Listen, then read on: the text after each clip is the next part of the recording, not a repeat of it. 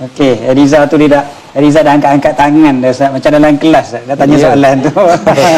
Saya memang ada soalan. Tapi sebelum tu tadi Ustaz cakap pasal hati. Patutlah orang Melayu kita selalu cakap kalau orang tu gembira, kita cakap dia senang hati.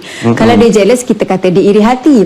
Kalau dia ketawa, kita kata dia geli hati. Kalau kita nak balik kampung, mak kata hati-hati. Betapa penting jaga hati. Cuma saya dapat satu WhatsApp ni, soalan dia berbunyi begini.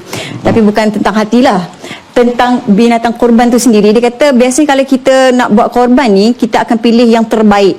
Tapi dia kata kalau kita pilih yang harga yang bajet mungkin rendah kat luar negara, contohnya macam Kemboja, boleh ke tidak Ustaz? Sebab sepatutnya bila kita nak buat korban tu kena bagi yang paling terbaik sekali. Tapi bila kat luar tu harga dia macam rendah sikit. Macam mana Ustaz? Bajet rendah. Teringat saya peristiwa zaman Nabi Sulaiman alaihissalam. Nabi Sulaiman dititahkan semua rakyat dia bagi bantuan untuk nak sumbang ke mobilisasi dana. Jadi rakyat dia termasuk bukan orang saja, termasuk jin, haiwan, semua datang. Diriwayatkan dalam satu peristiwa tu, gajah datang. Gajah datang bawa kerbau buat sumbangan dia. Kerbau datang bawa kambing. Kambing datang bawa ayam.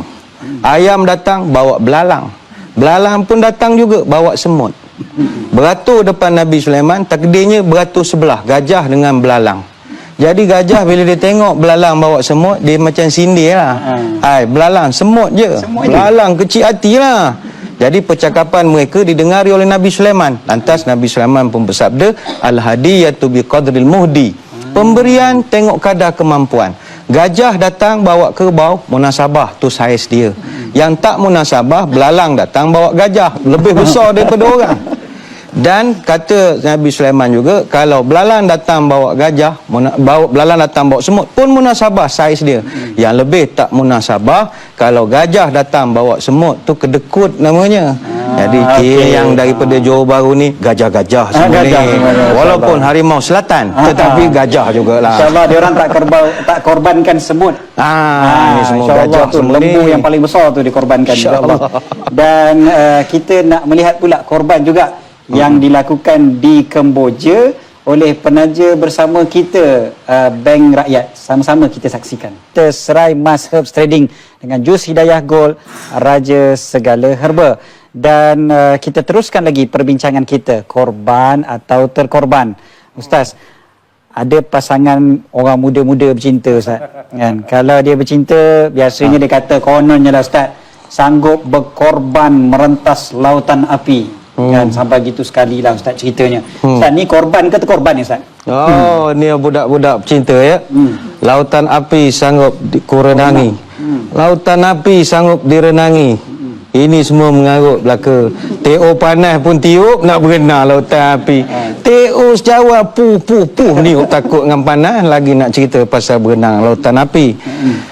Secara umum je bagi orang yang bercinta ini, dia tengah kemaruk ya. Jadi segala-galanya indah. Kalau kita nak kata ini korban ataupun terkorban, mari kita perhatikan. Kalaulah hubungan itu makin mendekatkan kita dengan Tuhan, itu insya-Allah bagus. Masalah makin menjauhkan, jadi tidak ada pengorbanan, yang ada terkorban saja. Maka kalau dia nak sangat berenang di lautan api, maka nescaya dia dapatlah nanti berenang di dalam lautan api neraka pula nanti.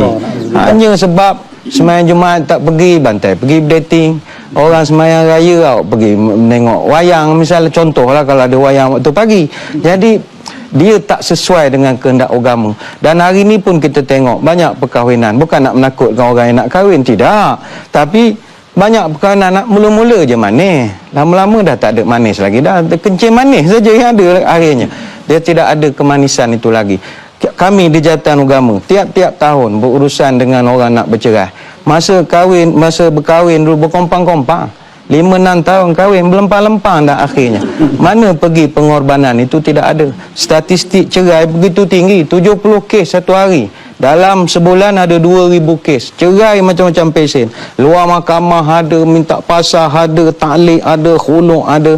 Sebab itu, kalau kita nak tahu kita ini adalah suatu pengorbanan, maka korban itu artinya dekat dengan Tuhan. Maka jagalah hubungan kita supaya boleh menjadikan hubungan itu dekat dengan Tuhan. Itu korban yang sebenarnya.